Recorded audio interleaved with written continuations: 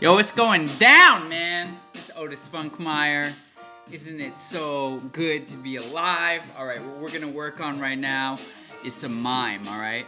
Now, from my perspective, from all the extensive research I've done, I would say that popping basically is the extension of the fact that music changed and that the predominant influences on society at the time, especially black society, were Soul Train, like locking was a big dance, and mimes, Shields and Yarnell. In the cities at that time, in the mid-70s, mimes were everywhere doing their mimes, doing their robot, right?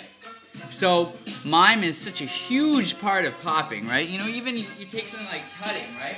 It's all these isolations. This is just what mime is. It's about moving here, you know? This is all what mime is.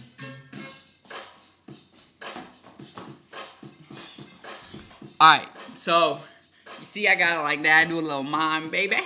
Alright, so the basis of mime, right, is of course isolation, right? It's isolation. You have to be able to articulate things. You have to be articulate your fingers and your neck and your shoulder, you know, everything. You gotta have your body like finely tuned. Now there's a foundation. There's a type of mime that came out in the 20s in France, 1920s, called corporeal mime. The father of modern mime, his name is Etienne de Creux, right? He taught Marcel Marceau and the more famous mimes you're probably familiar with. And the foundation of his exercise were these separation exercises, séparation, because this man, he was French, right?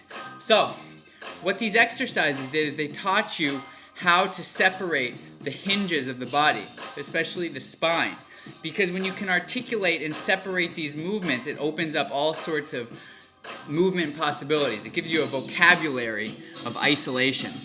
So what we're going to do is we're going to start with the most basic of these. I'm going to show it to you, and then we're just going to practice it together. Is there anything else I want to say about this? This is huge for popping. I think especially with modern popping and micro-isolations, these exercises cannot be overestimated how important they are.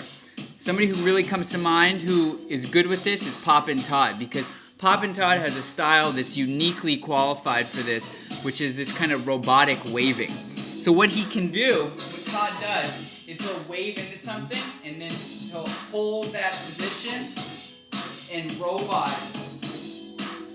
out of it.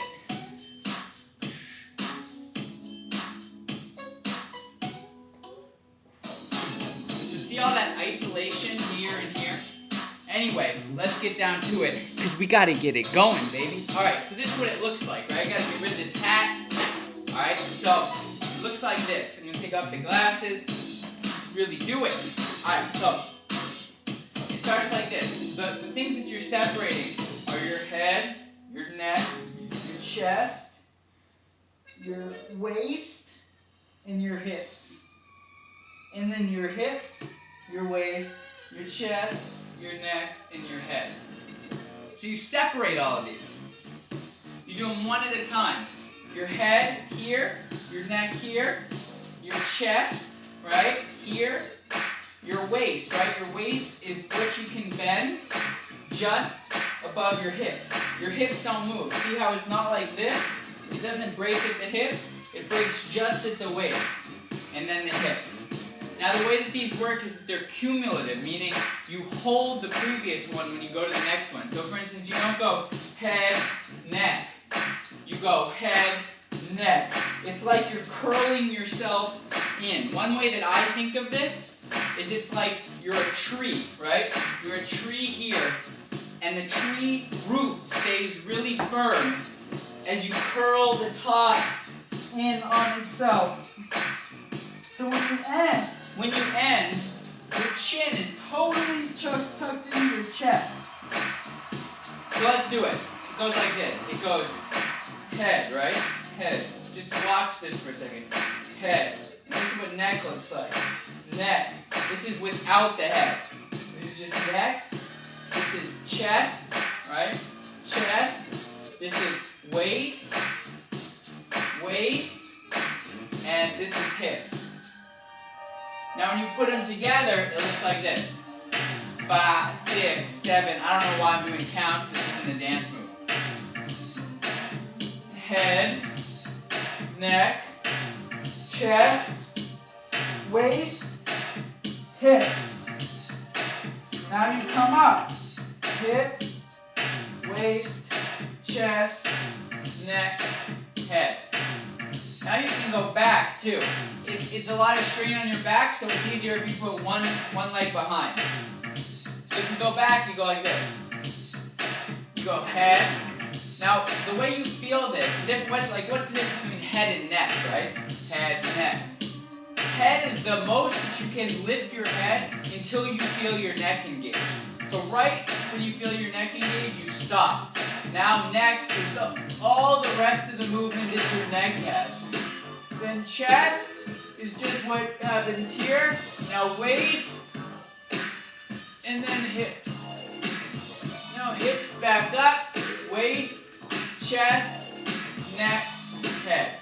So that's that exercise. Let me see how we're doing on our little time. Gotta get my glasses back on. Okay, so let's just practice this now. Let me just show you the rest of these, which we're gonna do in another lesson, are the sideways ones. Head, neck, chest, waist, hips, waist, chest, neck, head, and then of course the other way. And then side to side. Head, neck, chest, waist, hips, waist, chest, neck, head. See how I can do that pretty quickly?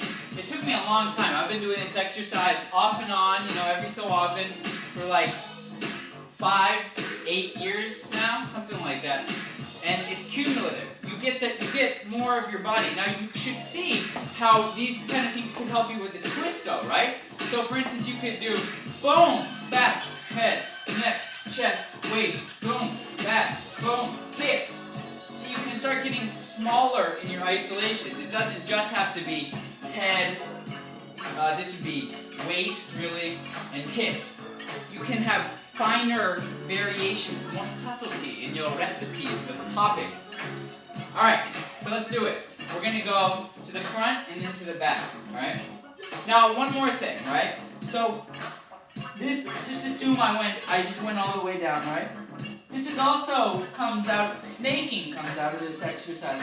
Because when you get to the bottom, if rather than coming up with your hips, you come up with your head, you get into snaking. Now when you get all the way back, then you tip your head forward and you come forward with your head again.